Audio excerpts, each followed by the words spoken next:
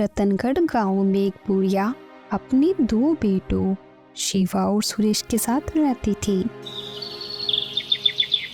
सुरेश बेटा, मैं तुझे कितने दिन से कह रही हूँ, मेरी दवाइयाँ खत्म हो गई है। अरे माँ, आप तो ऐसे कह रही हो जैसे मैं दिन भर फालतू बैठा रहता हूँ। मैंने ऐसा नहीं कहा बेटा, दवाइयों के बिना मेरी तबीयत थोड़ी खराब रहती है। घर में केवल मैं ही नहीं हूँ, आपका छोटा बेटा शिवा भी है, आप उससे क्यों नहीं कहती हो? बेटा सुरेश, तुम्हें तो पता ही है शिवा के पास पैसे नहीं रहते। तो फिर माँ, आप उसे कोई काम धंधा करने को क्यों नहीं कहती? मैं तो उससे बोल बोल कर थक चुका हूँ। शिवा तुम्हारा छोटा भाई है, उसके पास इतने पैसे नहीं है कि कोई काम धंधा कर सके। और तुम ये मत भूलो, तुम्हारे पिता के जाने से पहले सारा कारोबार तुम्हें ही सिखा कर गए हैं। वो इसीलिए कि मैं उनका कारोबार संभाल सकता था, और उन्होंने मुझे कारोबार सौंपकर कोई एहसान नहीं किया है। कारोबार चलाने में कितनी मुसीबत का सामना करना पड़ता है, आपको कुछ पता भी है क्या माँ? इतना बोलकर सुरेश वहाँ से चला गया और बूढ़ी माँ बेचारी बैठकर रोने लगी।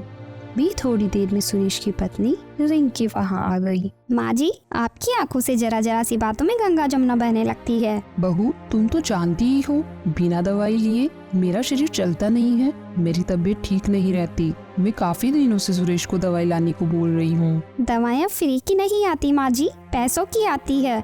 आपका छोटा बेटा भी तो है, आप उससे अपनी जरूरत का सामान क्यों नहीं मांगती? बेचारी बुढ़िया ने रिंकी की बात का कोई जवाब नहीं दिया। फिर ऐसे ही कुछ दिन बीत जाते हैं। तो एक दिन सुरेश अपने भाई शिवा से झगड़ा कर रहा था, तभी वहाँ माँ आ जाती है। मेरी समझ में नहीं आता सुरेश, आखिर तुम्हें शिवा से क्या समस्या है? तुम हर छोटी छोटी बात पर बेचारे शिवा से झगड़ा करते रहते हो। हाँ माँ, तुम तो शिवा का ही पक्ष लोगी, क्योंकि ये आपका लाडला बेटा जो है। ऐसी बात नहीं है बेटा, मैं जितना प्यार शिवा से करती हूँ ना ही प्यार मैं तुमसे भी करती हूँ। मेरी ये समझ नहीं आता कि तुम अपने भाई के साथ ऐसा क्यों कर रहे हो। झूठ मत बोलो माँ, सच तो ये है कि आप हमेशा से मुझसे ज्यादा प्यार शिवा से ही करती आई हो।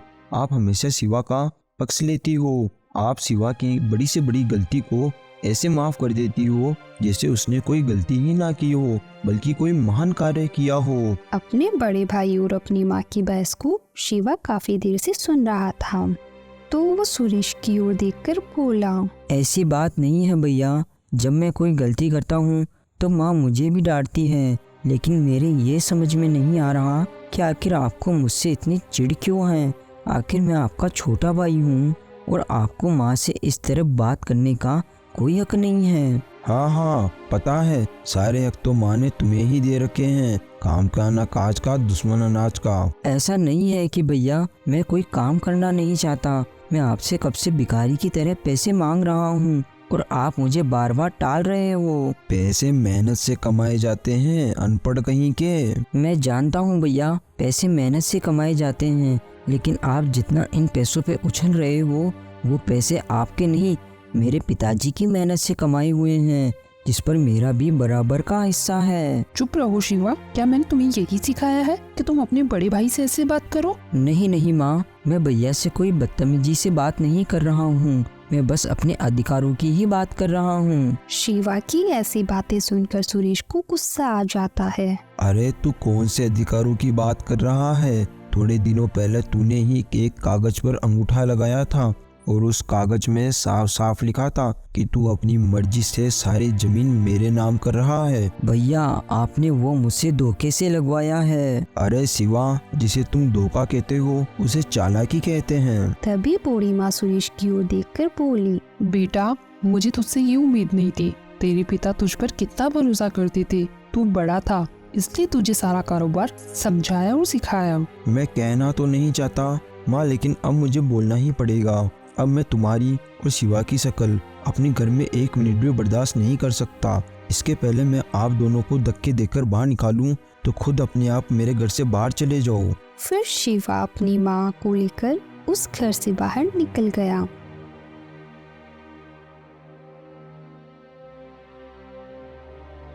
और गांव के पीछे की तरफ एक झोपड़ी बनाकर रहने लगा।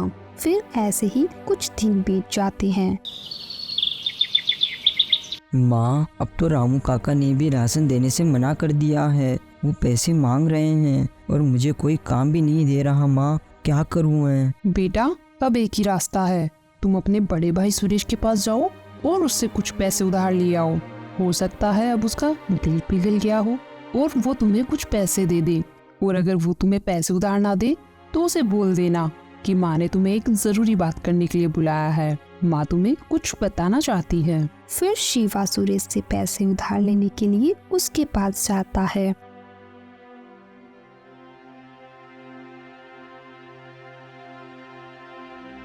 भैया कल से घर में कुछ भी खाने को नहीं बना। माँ की तबीयत बहुत ख़राब है। आप मुझे कुछ दिनों के लिए कुछ पैसे उधार दे दीजिए, मैं आपके पैसे वापस लौटा दूंगा। अरे तुम, मैं क्या तुझे खजाने का मालिक नजर आता हूँ जो तुम मुंह उठाकर यहाँ चला आया?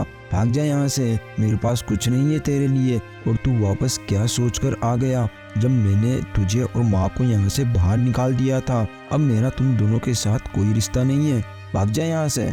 ऐसा मत कीजिए भैया, कम से कम आप माँ का तो सोचिए। उनका ख्याल रखना आपकी भी जिम्मेदारी है। कम से कम आप उनकी दवाई और उनके खाने के लिए तो पैसे दे दीजिए। तो मुझे एक बात बता, काम चोरी तू करे और तेरे खर्चे सारे मैं उठाऊं? ना बाबा ना, ये मुझसे नहीं होगा। मेरे पास तेरे ऊपर लुटाने के लिए फालतू के पैसे नहीं है। मैं कामचोर नहीं हूँ भैया, कोई मजदूरी ही नहीं मिल रही। मैं तो आधे पैसों में भी काम करने को तैयार हूँ, पर कोई काम ही नहीं देता। भगवान के लिए आप मेरी कुछ मदद कर दीजिए भैया। लगता है तू ऐसे नहीं मानेगा, तुझे तेरी औकात याद दिलानी पड़ेगी। ठीक है भैया, आप मुझे पैसे उधार मत दीजिए, लेकिन माँ ने आपको बुलाया था। माँ आपको कोई जरूरी बात बताना चाहती है, तो आप मेरे साथ चलिए। मुझे माँ की कोई जरूरी बात नहीं सुनना, तू चुपचाप यहाँ से चला जा, वरना मैं तुझे धक्के देकर यहाँ से निकाल दूंगा। अपने बड़े भाई की ऐसी बात सुनकर शिवा थोड़ा उदास हो जाता है और वहाँ से चला जाता है। अरे आपको शिवा के साथ माँ के पास जाना चाहिए था। माँ पता नहीं कौन सी जरूरी बात बताना चाहती है। अरे ये सब इन दोनों का नाटक है, तुम क्या इन्हें जानती नहीं हो क्या? हो सकता है माँ जमीन जायदाद की कोई बात करना चाहती हो, इसलिए आप जाइए। रिंकी के कहने पर सुरेश शिवा के पीछे पीछे जाने लगता है। बेटा, हम भूखे रह लेंगे, गरीबी में गुजारा कर लेंगे, मैं बिना दवाई के भी रह लूंगी, लेकिन आज के बाद तो सुरेश से बिल्कुल भी बात मत करना। मुझे उससे ऐसी उम्मीद नहीं थी। मैंने सोचा था कि अब तक उसे अपनी गलती का एहसास हो गया होगा, लेकिन अभी भी उसका घमंड चूर नहीं हुआ। आप तो रह लोगे माँ, पर मुझसे आपकी ये हालत देखी नहीं जाती। कितनी कोशिश करता हूँ कि कोई मजदूरी मिल जाए, पर मुझे कोई काम ही नहीं देता माँ। रोज थक हार कर घर आ जाता हूँ, और जब मैं आपको ऐसी हालत में देखता हूँ तो मेरा दिल बहुत दुखता है माँ। जानती हूँ मैं, तू मेहनत करने से पीछे नहीं हटता, तेरा मन भी सच्चा है। उस सुरेश की तरह तेरे मन में लालच नहीं है। शायद तू वो कर सकता है जो आज तक कोई और नहीं कर पाया। क्या मतलब माँ, मैं क्या कर सकता हूँ? मुझे कुछ समझ नहीं आया। मेरी बात ध्यान से सुन, दीवारों के भी कान होते हैं, इसलिए किसी को भी ये बात पता नहीं चलनी चाहिए, और सुरेश को तो अब बिल्कुल भी नहीं। ये सुन जहाँ शिवा भी चूक गया, वही बाहर से खड़ा खड़ा सुन रहा सुरेश गुस्से में भर गया।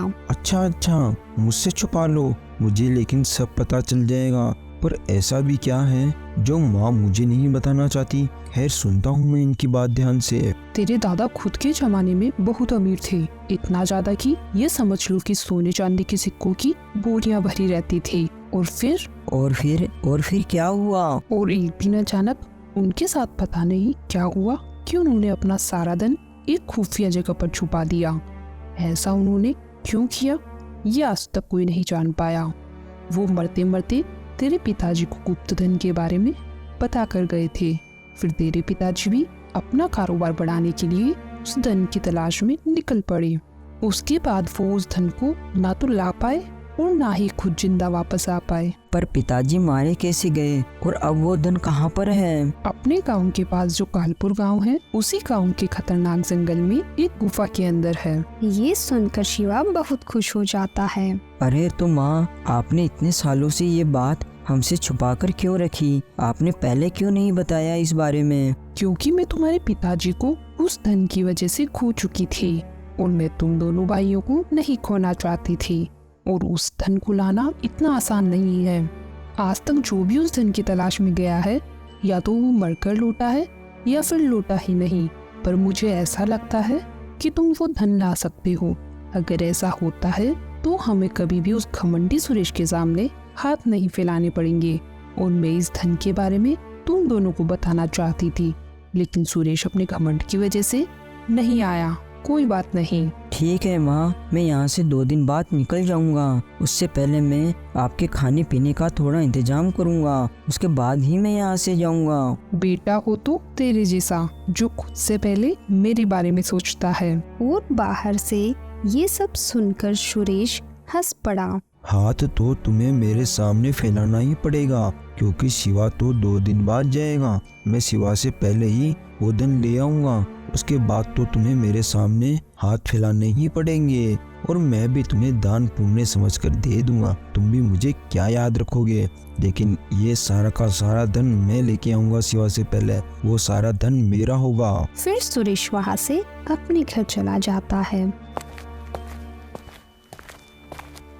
घर पहुंचकर सुरेश सारी बात अपनी पत्नी रिंकी को बता देता है। देखिए जी, पता नहीं क्यों मन बहुत बेचैन सा हो रहा है। हमारे पास जितना धन है मैं उतने में ही खुश हूँ। आज आप कहीं मत जाइए। अरे भाग्यवान, धन दौलत जितनी भी होती है उतनी कम होती है। आज तो मैं नहीं रुकूंगा, तू समझा ले अपने मन को। ठीक है, चलो मैं चलता हूँ। इतना बोलकर सुरेश वहाँ से चला जाता है। धन तो मुझे भी बहुत प्यारा है, लेकिन आज अचानक मेरे पता नहीं क्या हो रहा है। मुझे बहुत अजीब सा डर लग रहा है। हे भगवान, उनकी रक्षा करना। एक तरफ शिवा जंगल से लकड़ियाँ काटकर गांव में बेच रहा था और अपनी माँ के लिए खाने पीने का बंदोबस्त कर रहा था। और उधर सुरेश गुप्त धन की तलाश में उस जंगल में पहुंच जाता है।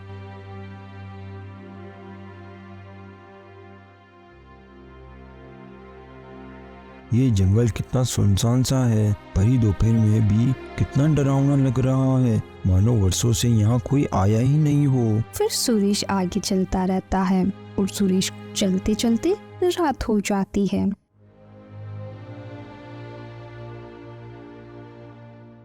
मैं सुबह से इस जंगल में चलता ही जा रहा हूँ, पर इस जंगल से बाहर नहीं निकल पा रहा हूँ और अब तो बहुत थक भी गया हूँ। अरे वो क्या, वहाँ तो रोशनी नजर आ रही है। लगता है वहाँ कोई रुकने की जगह होगी। आज रात में वहीं रुक जाता हूँ। ऐसा कहकर सुरेश उस झोपड़ी के पास जाता है और झोपड़ी के अंदर देखने लगता है। तभी वहाँ एक लंबा चौड़ा अजीब सा दिखने वाला आदमी आ जाता है। भाई साहब, मैं एक मुसाफिर हूँ, मुझे यहाँ ठहरने की जगह मिल जाएगी क्या? हाँ हाँ, बिल्कुल मिल जाएगी। ये मेरी ही झोपड़ी है, तुम आज रात यहीं रुक सकते हो। अरे शुक्रिया भाई तुम्हारा। फिर वो आदमी सुरेश को देखकर अपने मन में सोचता है, वाह, नया शिकार, वो भी इतनी आसानी से।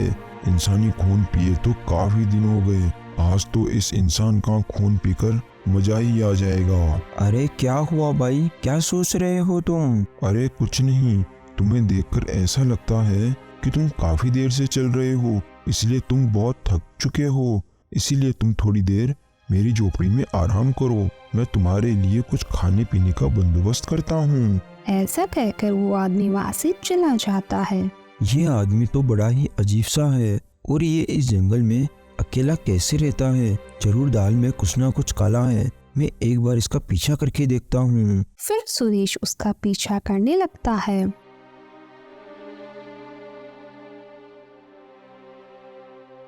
तभी सुरेश ने जो देखा उसे देख सुरेश के होश उड़ जाते हैं। ये क्या, इसने तो इतना बड़ा जानवर पकड़ के उसका खून पी लिया।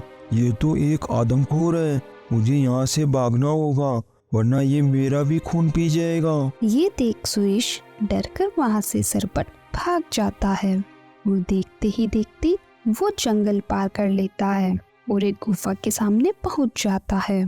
जंगल तो पार हो गया, लगता है ये वही गुफा है जिसके बारे में माँ ने बताया था। जरूर धन इसी गुफा में होगा, मुझे अंदर जाना चाहिए। फिर सुरेश गुफा में चला जाता है,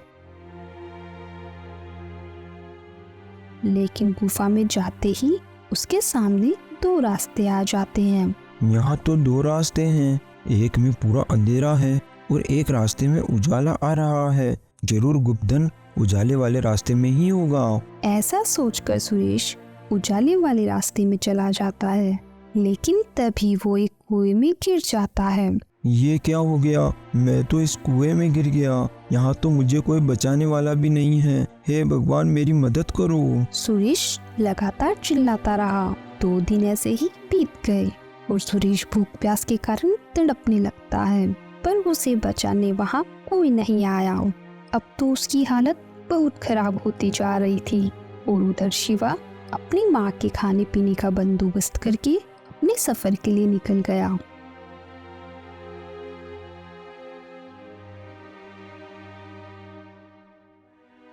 चलते चलते वो उस जंगल में पहुंच गया। मेरे एक बात समझ में नहीं आ रही। मुझे यहाँ सुबह से चलते चलते रात हो गई, लेकिन रास्ते में मुझे कोई भी नहीं मिला। अरे वो क्या, वहाँ से रोशनी आ रही है। जरूर वहाँ कोई ना कोई होगा। फिर शिवा उस झोपड़ी के पास जाता है। तभी वहाँ वो आदमखोर आ जाता है। सुनो भाई, मुझे इस जंगल से बाहर निकलने का रास्ता नहीं मिल रहा। क्या तुम मेरी मदद कर सकते हो? तुम इंसान मुझे मूर्ख समझते हो ना। 2 दिन पहले भी एक इंसान ने मुझे चकमा दिया था और यहाँ से भाग गया। क्या तुम उसे ही ढूंढने आए हो? लेकिन अब मैं तुम्हें उसे नहीं ढूंढने दूंगा। अब मैं तुम्हारा खून पीकर मेरी प्यास बुझाऊंगा। फिर शिवा अपने मन में सोचता है, कहीं वो मेरे भैया तो नहीं है? कहीं ये आदमखोर सच तो नहीं कह रहा? क्योंकि मैंने भैया को 2 दिन से गांव में नहीं देखा। कहीं भैया मेरी और माँ की बातें सुन लिए हो और यहाँ गुप्त धन की खोज करने आ गए हो। हे भगवान, उनकी रक्षा करना। क्या सोच रहा है इंसान? आज तो तेरा खून पीकर ही मेरी प्यास बुझाऊंगा। उसे देखकर शिवा डरकर खुद से बोला, अब इसका क्या करूं? इसके चंगुल से कैसे निकलूं? कोई तो बहाना सोच शिवा, वरना धन की चाहत में आज तो इसकी खुराक बन जाएगा। सोच, कुछ तो सोच शिवा। अरे हाँ, आदमखोर भाई साहब, आपको मेरा खून पीकर क्या मिलेगा? मैंने तो वैसे ही कई दिनों से कुछ नहीं खाया। मैं कई दिनों से भूखा हूँ। तो मेरे अंदर खून की एक बूंद भी नहीं है। तू क्या मुझे मूर्ख बना रहा है? अरे आदमखोर भाई, आप इतने होशियार हो, आपको कोई कैसे मूर्ख बना सकता है? मैं तो आपका ही भला सोच रहा हूँ। मैं तो ये कह रहा था कि मैं जंगल से कुछ फल फूल तोड़कर खा लेता हूँ ताकि मेरा खून बन जाए, फिर आप मेरा खून पी लेना। मैं तो वैसे ही मेरी जिंदगी से बहुत परेशान हूँ। कम से कम आपका तो पेट भर जाएगा। इस तरह शिवा आदमखोर को अपनी बातों में फंसा लेता है। ठीक है, पर थोड़ा जल्दी आना, मुझे बहुत प्यास लग रही है। फिर शिवा वहाँ से सरपट भाग लेता है। वो भी भागते भागते उस गुफा के सामने पहुँच जाता है। उस आदमखोर से तो बच गया। अब मुझे सुरेश भैया और गुप्त धन को ढूंढना है। लगता है ये वही गुफा है जिसके बारे में माँ ने बताया था। जरूर गुप्त धन इसी गुफा के अंदर होगा। फिर शिवा उस गुफा में चला जाता है। 2 रास्ते, एक से उजाला आ रहा है और एक में अंधेरा है। जीवन में हमेशा अंधकार के बाद ही उजाला आता है, तो मुझे इस अंधेरे वाले रास्ते पर जाना चाहिए। शिवा उस अंधेरे रास्ते पर चला जाता है और थोड़ा आगे चलते ही उस रास्ते में उजाला हो जाता है और चलते चलते शिवा एक बाबा के पास पहुंच जाता है। वहाँ एक बाबा ध्यान लगाए बैठे थे। बाबा, आप कौन हैं? तभी बाबा अपनी आंखें खोलते हैं। तो तुम आ ही गए। मैं तुम्हारी ही प्रतीक्षा कर रहा था। क्या मतलब बाबा? मैं समझा नहीं। मैं तो यहाँ गुप्त धन की खोज करने आया हूँ। मैं सब जानता हूँ बेटा, वही धन जो तेरे दादाजी ने छुपाया था। लेकिन बाबा, आपको कैसे पता कि मेरे दादाजी ने कोई गुप्त धन छुपाया था? काफी वर्षों पहले की बात है। मैं यहाँ तपस्या कर रहा था, तभी तुम्हारे दादाजी यहाँ आए और उन्होंने कहा कि मेरा ये धन संभाल कर रखो,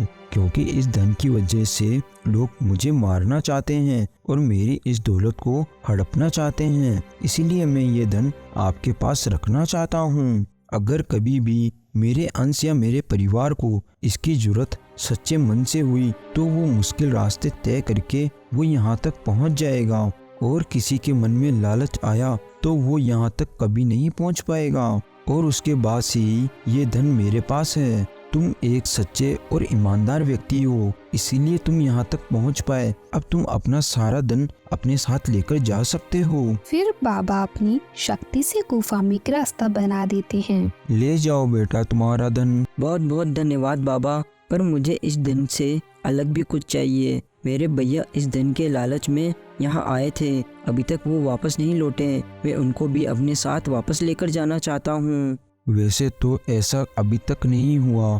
जो भी यहाँ लालच में आया है वो जिंदा लौटकर वापस नहीं गया, और तुम्हारे बड़े भाई सुरेश ने तुम्हारे साथ बहुत गलत किया है, फिर भी तुम उसे अपने साथ लेकर जाना चाहते हो। भाई के प्रति ऐसा प्रेम देखकर मैं तुमसे बहुत खुश हुआ। तुम उसे अपने साथ लेकर जा सकते हो। फिर बाबा अपनी शक्ति से सुरेश और शिवा को अपने घर पहुंचा देते हैं। अरे मैं यहाँ कैसे आ गया? मैं तो सोच रहा था कि मैं जिंदा लौटकर कभी वापस नहीं आऊँगा। मुझे माफ़ कर दे मेरे भाई, मैंने तुम्हारे और माँ के साथ बहुत गलत किया। जब तुम मेरे पास मदद मांगने आए तो मैंने तुम्हें वहाँ से भी भगा दिया, माँ को भी भला बुरा कहा, फिर भी तुमने मेरी जान बचाई। तुम मुझे माफ़ कर दो मेरे भाई, आज से अपन सब साथ ही रहेंगे अब। अरे आप मेरे बड़े भाई हो, आपको अपनी गलती का एहसास हो गया, मेरे लिए इतना ही काफ़ी है। माँ मैं आपसे भी माफ़ी मांगता हूँ, मुझे माफ़ कर दो माँ। कोई बात नहीं बेटा, मेरे दोनों बेटे सही सलामत लौट आए। एक माँ के लिए इससे बड़ी खुशी की बात क्या हो सकती है। तो दोस्तों, कहानी पसंद आई तो कहानी को लाइक, शेयर एंड कमेंट कीजिए और हमारे चैनल को सब्सक्राइब कीजिए। Thanks for watching.